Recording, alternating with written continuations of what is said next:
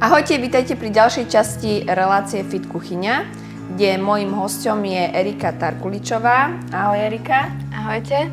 Čo nám budeš dneska variť? Dnes si pripravíme zdravý dezert a budú to jablkové mafiny. Ja, tak tešíme sa, ideme na to. Čo na tie mafinky potrebujeme? Na mafiny budeme potrebovať jablčka, vajíčka, ovsené vločky. Na ochutenie použijeme steviu a med. Ďalej budeme potrebovať kokosový olej, zo pár lyžíc bieleho jogurtu a taktiež ešte trochu škorice.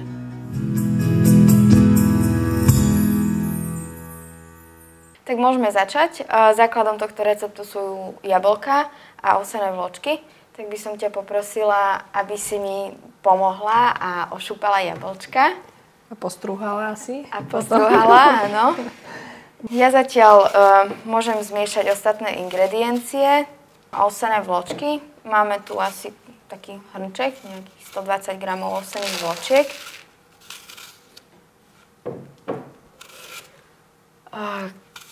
K tomu pridáme trochu prášku do pečiva a sódy bikarbóny. Prášok do pečiva asi tak pol lyžičky malej. Taktiež sódy bikarbóny. To zmiešame. Tie ovsené vločky nemusia byť úplne jemné. To sú tie klasické ovsené vločky, tie hrubšie. Nie sú také tie jemné. Nemusia byť. Dajú sa aj pomlieť, aj takéto ovsené vločky, takéto celé, ale možno do tohto receptu sú aj lepšie takéto, keď to nie je úplne tá ovsená múka, ale cítiť tie vločky.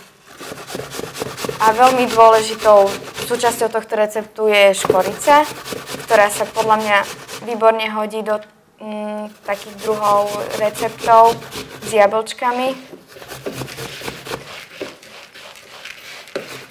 Má to takú zimnú vianočnú atmosféru. Škorica je perfektná. No. Škoricu všade. Pridám sem ešte jedno vajíčko, celé vajíčko.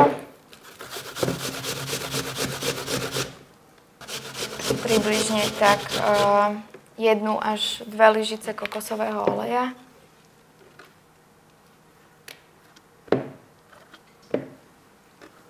Kokosový olej je niekedy dosť problém nájsť, lebo väčšinou sú tie kokosové taký tuhý, tak buď ten tuk si roztopiť v mikrónke, alebo teda kokosový olej pozrieť v tých vyradených potravinách bio.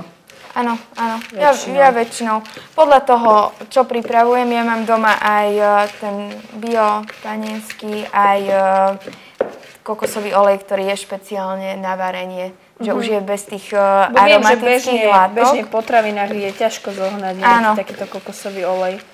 Tam ho asi určite nikto nenájde. Väčšinou v tých bioobchodoch. Ale keď robím nejaké recepty, také pečenie, dezerty, tak väčšinou dávam ten panenský, ktorý je aj aromatizovaný. To dodá takú peknú arómu do tých dezertov. Ešte na ochutenie použijeme med.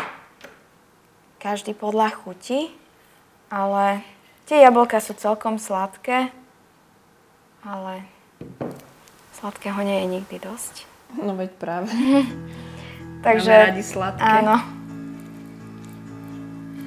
Už niekto, kto by nechcel použiť, že sa bojí aj medu, nechce použiť navyše teda ten cukor, tak by sme mohli teda použiť viac toho umelého sladidla asi.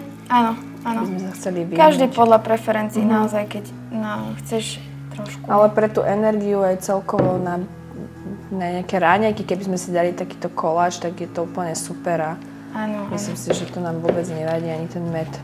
Ak je ten med veľmi tuhý, tak je dobré ho vopred aj rozpustiť, aby sa to dostalo rovnomerne všade. Ale takto to poroztlačame. Už cítite aj tú škoricu. Vianoce. Jogurt? Jogurt, áno, pridáme trošku, aby to bolo vláčnejšie. Tak pridáme asi 3 lyžice. Bielý jogurt. Čistý, neochutený. To asi tak polku.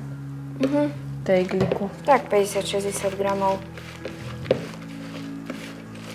Tým, že teda obsahuje väčšie množstvo sacharidov, čiže v tých vločkách, aj teda to ovocie, tak by si to odporúčila pre tých bežných ľudí, aj celkovo aj pre tých športovcov by som povedala, že skôr do tých obednejších hodín na raňajky alebo pre tréningu, po prípade po tréningu, ale prípadne keď večer asi. Tak na večer asi nie, ale tak ako zdravý dezert alebo naozaj na raňajky. Dobre. Dosť veľa energie vlastne má určite energetickú hodnotu, aj dosť vysokú, takže si myslím, že potom taký kvalitný tréning po takomto koláči potom tak stojí za to. Tak možno práve, že tak nakopne. Presne. Dobre, tak môžeme ešte pridať tie jablčka. Môžeme s tom vodou, hej?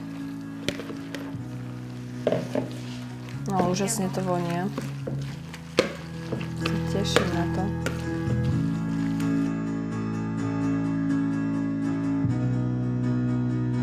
Tak ten základ máme spravený a teraz rozdelíme túto hmotu ako mafinky formy spravíme, na mafiny, áno. Toto boli jablkové mafiny od Eriky Tarkuličovej. Začali sme s miešaním suchých ingrediencií. Asi hrnček ovsených vločiek sme zmiešali s trochou prášku do pečiva, sódy bikarbóny a pridali sme aj škoricu. Potom sme do zmesi dali jedno celé vajíčko a kokosový olej. Pomer osladenia sladidlom a medom si môžete zvoliť sami. Potom sme pridali aj biely neochutený jogurt. Nakoniec sme nezabudli zakomponovať aj samotné nastrúhané jablká. Takéto mafiny potom treba už len nechať upiecť. Na budúce do Fit kuchyne zavítá Martina Struháčková. Pripraví nám svoj Hokkaido guláš s kuracím mäsom. Na tomto chutnom, ale fit jedle si odteraz nepochutnajú iba u Martinky doma, ale budete si ho môcť pripraviť aj vy. Sledujte nás aj na budúce.